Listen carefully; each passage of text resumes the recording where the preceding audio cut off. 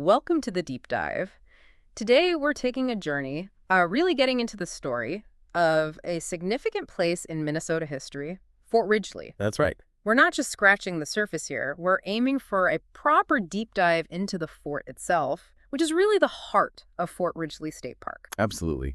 And you have to imagine the Minnesota River Valley back in the mid-19th century. Yeah. It was a period of huge change, lots of tension, between the Dakota people living there and the settler colonists arriving in increasing numbers. And Fort Ridgeley was right in the thick of it, a focal point for all these interactions and, well, some really pivotal events. Exactly. It's all a lot. So our mission today is to explore why it was built in the first place, understand how its role shifted so dramatically, especially during the US-Dakota War of 1862. A really tragic conflict driven by things like broken treaties, economic hardship for the Dakota, all sorts of pressures. Right. And we also want to look at its legacy. What does it mean today? To do that, we've pulled together, historical accounts, archaeological reports, even park management plans, and some personal reflections, too. Okay, so let's get started. Where does the story of Fort Ridgeley begin? Its origins. It starts in the 1850s. So you have the Dakota people who had been confined to a reservation along the Minnesota River. North of New Ulm, stretching towards the border. Yeah, that area. And settlers were moving in, pushing onto lands that had traditionally been Dakota territory. So the government steps in.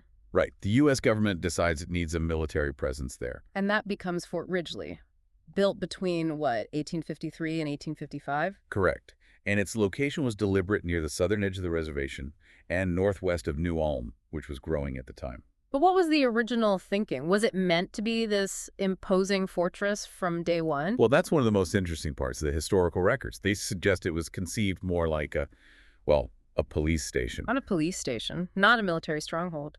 Kind of. The idea was less about fighting off major attacks and more about maintaining peace, keeping order, and sort of overseeing the government's planned acquisition of land from the Dakota. Ah, so that explains why it didn't have, a big wall or stockade initially. Exactly. They didn't build those heavy defenses at first. It reflected this idea of just projecting authority, facilitating this transition they envisioned. And it was the only military post in that whole stretch between the reservation and the central Minnesota settlements. That's right. It was the only one. Which, shows how the government maybe underestimated this situation, thinking they could manage it fairly easily. That police station idea? Well, it proved inadequate later on. So before things escalated, what was life actually like for the soldiers there? In the late 1850s, early 1860s must have been quite different. Oh, definitely. From the records we have, it sounds pretty routine, actually. A lot of complaints about mundane tasks. Like what? Housekeeping, dealing with the harsh Minnesota winters. You get a sense of boredom, maybe isolation setting in. Not exactly glamorous frontier duty. Right, not constant action. But you mentioned its function started to shift even before the war. Yeah, that's true. Before August 1862, it was already being used as a training base. For Civil War volunteers. Exactly. A staging ground for troops heading off to fight for the Union. So its role was already expanding beyond that initial police station concept. But then came August 1862, a huge turning point. What were the underlying factors that really sparked the US-Dakota War? It's complex, of course. Yeah. But fundamentally, it boils down to promises the U.S. government made in treaties that weren't kept, unfair dealings by fur traders, which left many Dakota in debt and desperate, and then crop failures hit hard. All these things created this pressure cooker environment. And that pressure exploded in August 1862. And suddenly, Fort Ridgeley, this peacekeeping post, is under attack. Yes. It became incredibly important, strategically vital, because it was the only U.S. military base in the immediate area when the war broke out. It lasted about 6 weeks. And it was attacked directly. Twice. By Dakota forces on August 20th and again on August 22nd, 1862. What were the numbers like? It was quite a mismatch. On paper, you had roughly 400 Dakota warriors attacking the fort. Inside, there were about 280 defenders, a mix of soldiers and civilian refugees who'd fled there for safety. So, outnumbered. And you said it didn't have strong defenses like a stockade. How did they possibly hold out? This is where things get really dramatic. Several things were key. One major factor was artillery.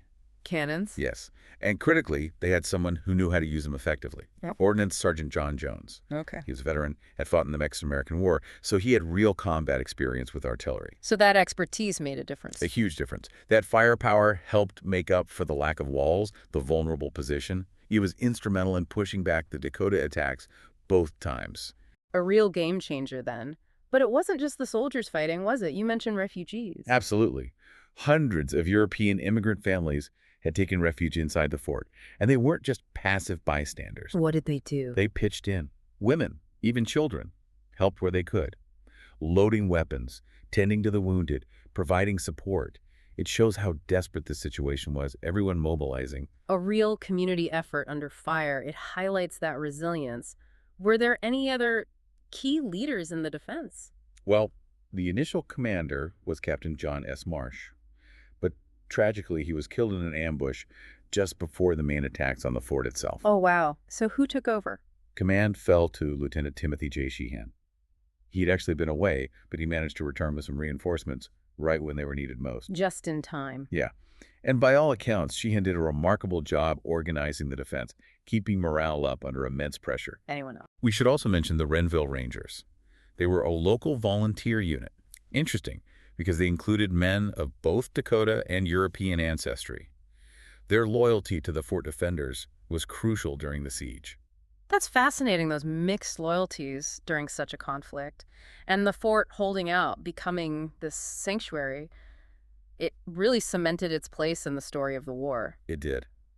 But the war's outcome was devastating. What were the immediate consequences? Well, estimates suggest around 500 settlers, militia, and soldiers were killed during the 6 weeks. And the aftermath for the Dakota people was incredibly harsh. Including the mass execution in Mankato. Yes, the execution of 38 Dakota men, a terrible chapter. As for Fort Ridgeley, the military actually abandoned it in 1872. Abandoned, so the buildings just deteriorated? Pretty much. Over time, most of them fell into ruin. But obviously the story didn't end there. It's a state park now, a historical site. How did that happen? Slowly, it shifted towards becoming a place of remembrance. A big battle monument was put up in 1896. And then, in 1911, the Minnesota legislature officially established Fort Ridgeley State Park, formally recognizing its historical importance. And I know there's been archaeological work done there too, finding things that go back even further than the fort. Yes, that's been really insightful. Back in the 1930s, excavations uncovered the foundations of the fort buildings, as expected. But they also found, unexpectedly, evidence of a much earlier Native American occupation. From when? From the Oneota culture, dating way back to maybe 1300, 1400 AD.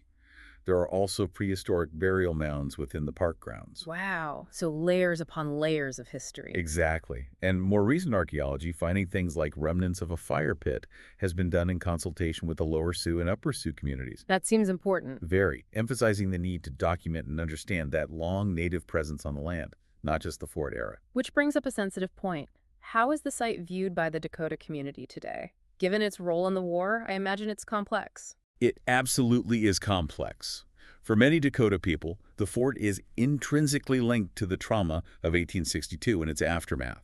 It evokes strong, often painful emotions. Understandably. But at the same time, it's also being used now as an educational space for Dakota youth, a place to learn about their own history, their heritage. A place for healing, maybe? In some ways. There's stories of Dakota language being spoken there again, trying to reconnect with the land and the past in a positive way. So there are efforts to tell a broader story at the site now, not just the military history. Definitely. There's been a conscious effort to update how the story is told.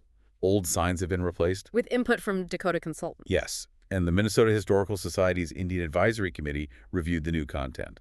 The goal is a more complete narrative, daily life, the war, yes, but also acknowledging that deeper Native history. Are there specific things visitors can see that reflect this? There's an interpretive trail, finished around 2006, with about 26 new markers designed to give visitors a better understanding.